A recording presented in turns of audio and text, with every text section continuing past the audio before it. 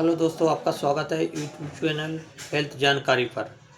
आज हम बात करेंगे सर्दी जुकाम खांसी और इसमें प्रयोग होने वाली दवाओं के बारे में।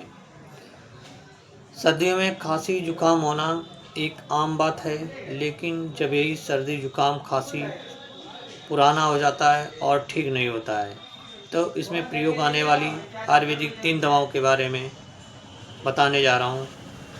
पहली टेबलेट त्रिभुवन कीर्तिरस। दूसरा टेबलेट लक्ष्मी विलास रस। तीसरा टेबलेट संजीवनी बटी।